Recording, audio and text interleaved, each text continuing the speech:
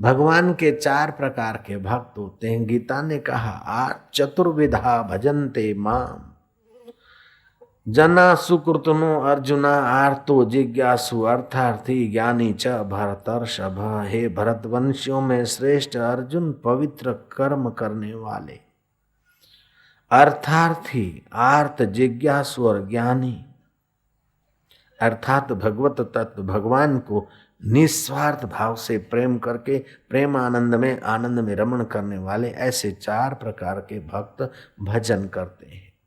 वो चारे उदार है, उदारा एवे सर्वे, वो चारे उदार हैं। राम भगत जग चार प्रकारा, सुकृतनो चारु अनग उदारा, चहु चतुरन कर नाम आधारा, ज्ञानी प्रभहि विशेष प्यारा। आर्त अपना दुख मिटाने के लिए भगवान का स्मरण करता है। जैसे भागवत में कथा आती है कि गजेंद्र एक गज हाथी अपने परिवार के साथ और हाथियों के साथ, हाथिनी आदि के साथ पर्वत की तलेटी में बड़े विशाल जंगल में रहता, आनंद से गर्मियों के दिन में सरोवर में स्नान करता, सूंड में पानी भर के एक दूसरे को मारते और विनोद करते। कुछ पानी में गहरा जाने पर उसका पैर मगर ने पकड़ा और हाथियों ने उसे बचाने के लिए सूंड से यथा प्रयत्न किया, लेकिन मगर का जोर ज्यादा होने से सब हाथी भाग खड़े हुए। ये घसीटा चलाता जा रहा है। अब देखता है कि संगी साथी सब दूर भाग गए। सुख भोगने में तो सब साथी हैं, लेकिन दुख तो अकेले को भोगना पड़ता है। मौज उड़ानी हो तो सब साथ में, लेकिन मरना है तो अपने हिस्से का ही मरना पड़ता है। जय राम जी की, अपने बदली में कोई मरने जाता नहीं। अब मरण धर्मा वह जीव ने, बेचारे ने भगवान को आर्त भाव से प्रार्थना की और भगवान चक्रपाणी आए। गजेंद्र की प्रार्थना सुनकर गजेंद्र ने कहा, जो कोई सृष्टि करता हो मेरी रक्षा करे। भगवान चतुर्भुजी नारायण पधारे और अपने सुदर्शन चक्र से मगर का सिरोच्छेद किया और हाथी को बचा। सुखदेव जी महाराज के चरणों में परीक्षित प्रार्थना करते कि मरते तो मनुष्य भी हैं, हाथी भी हैं, जो प्राणी आया वो मरता है। तो इस हाथी ने ऐसा कौन सा पुण्य किया था, ऐसी क्या इसकी योग्यता थी कि मरते समय भगवान को पुकारा और भगवान ने उसको बचा लिया। सुखदेव जी कहते हैं कि राजन ध्यान से सुनो, पांडव वंशी राजा प्रद्युम्न था। राजकाज का कर्तव्य छोड़कर, राजकाज की कोई व्यवस्था किए बिना ही तपस्वी का रूप धारण करके पर्वत पर जा बैठा और बड़ी समाधि लगाने का प्रयत्न करा। जो छिछरे मन के लोग होते हैं ना, उनको व्यवहार में जरा समझ नहीं आती। वो छिछरे मन का निगुरा प्रद्युम्न तपस्वी का भेग बनाकर बैठ गया तो बैठ गया। अपने से ज्ञान में, तप में, योग में उत्तम मनुष्य आए तो उठ के खड़ा होना चाहिए, नहीं तो अपनी ऊर्जा क्षीण हो जाती। हमारे प्राण मुख्य प्राण वाले आएंगे तो हमारे गौण प्राण की धारा बहिर्मुख होती है। अगर हम उठें तो उन श्रेष्ठ पुरुषों के साथ हमारी प्राण धारा स्पर्श करके फिर हमारे में आती है, हमें लाभ मिलता है। आयु, विद्या, यश और बल, ये चत्वारी वर्धन्ते, मनु महाराज ने कहा, जो बड़ों का आदर करता है। लेकिन उस मूर्ख ने उस आदर की बात जानी नहीं, बैठा रहा बड़ा तपस्वी बनकर। तो ऋषिवर आए और ऋषि ने कहा कि तू अपना कर्तव्य छोड़कर बड़ा तपस्वी बनकर हाथी की नहीं बैठा है बेटा, जा तू हाथी बनेगा। अगस्त ऋषि ने श्राप दे दिया। अनुनय विनय करके ऋषि के चरणों में प्रार्थना की, प्रसन्न चित्त हुए। ऋषि ने कहा तो हाथी तो बनेगा, लेकिन की हुई तेरी भक्ति तो तेरा साथ देगी और उसी योनि में तू भगवान को पुकारेगा, भगवान तेरी रक्षा करेंगे, जा बेटा। इसलिए पांडे वंशी राजा प्रद्युम्न दूसरे जन्म में हाथी बना, लेकिन अगले जन्म की हुई भक्ति और ऋषि का वरदान और श्राप दोनों सत्य हुआ और भगवान पधारे। संत बीज पलटे नहीं, चाहे युग बीते अनंत, ऊंच नीच घर अवतरे रहे, संत को संत सियावर रामचंद्र की। परीक्षित कहते हैं कि महाराज, पांडे वंशी राजा ने मूर्खता की और हाथी की नाई बैठा रहा।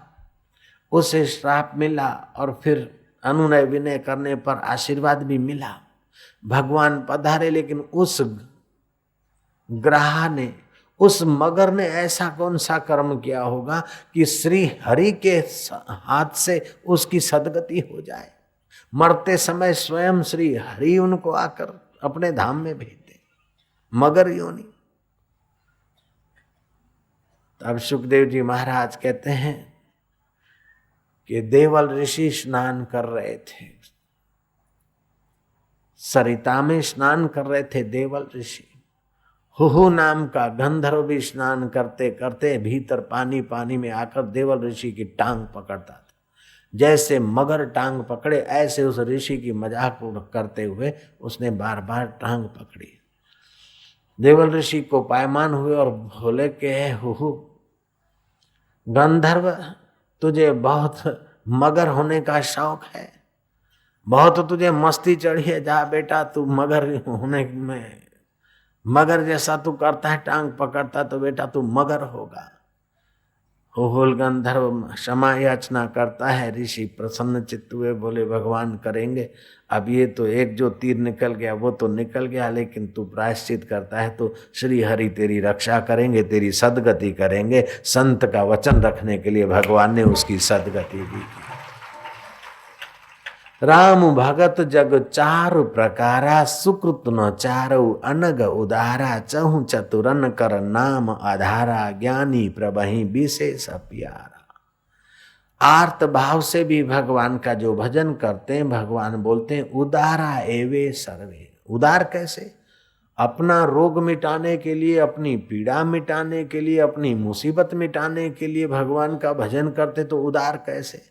कि अपना रोग मिटाने के लिए अशुद्ध औषधियों का तो सेवन नहीं करते हैं, अशुद्ध चीजों का तो सेवन नहीं करते हैं, अशुद्ध कर्म क्रियाकलाप का तो सेवन नहीं करते। भगवान की शरण जाते, अगर ठीक हो जाते हैं तो उनकी श्रद्धा और बढ़ जाती है और शेष जीवन भगवान को ही अर्पित कर देते हैं। इसलिए भगवान ने कहा उदार है। गुजरात में बीड़ी बेचने की, होलसेल बीड़ी बेचने की दुकान पर एक मुनीम काम करता था, उसका नाम था पुनीत भाई।